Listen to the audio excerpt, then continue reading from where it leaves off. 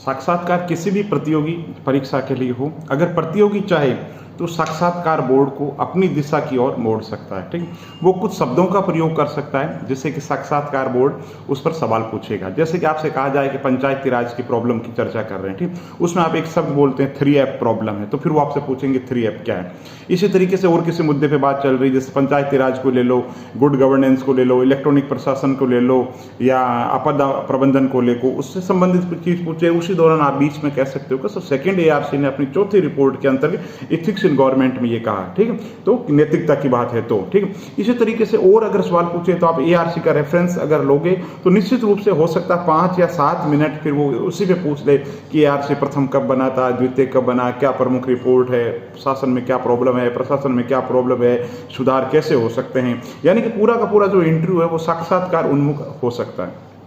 अभी पिछले RS के इंटरव्यू के अंतर्गत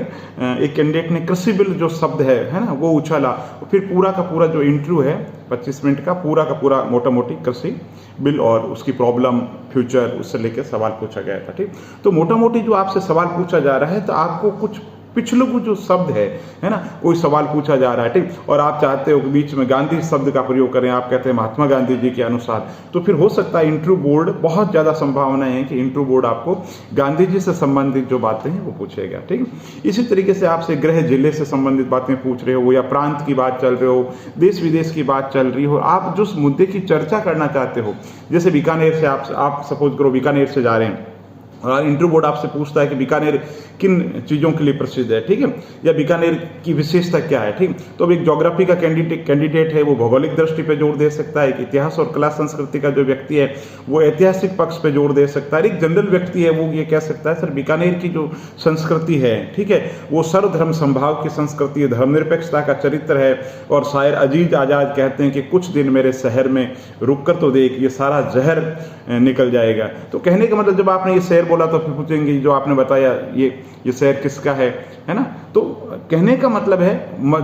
अगर पॉलिटिकल साइंस के विद्यार्थी रहे हैं आप और आप चाहते थे कि धर्मनिरपेक्षता पे ले जाए, आप कहते हैं साहब बीकानेर जो शहर वो धर्मनिरपेक्ष और सर्वधर्म संभाव जो चरित्र है उसका है, तो ये कहने का मतलब जो है इंटरव्यू बोर्ड को आप अपने हिसाब से घर से प्लानिंग करके कि भाई ये मैं पूछना चाहता हूँ, तो पिछले कुछ शब्द 8-10 शब्द आप घर पे अगर तैयार करेंगे तो आपका इंटरव्यू बहुत अच्छा जा सकता है। इंटरव्यू बोर्ड को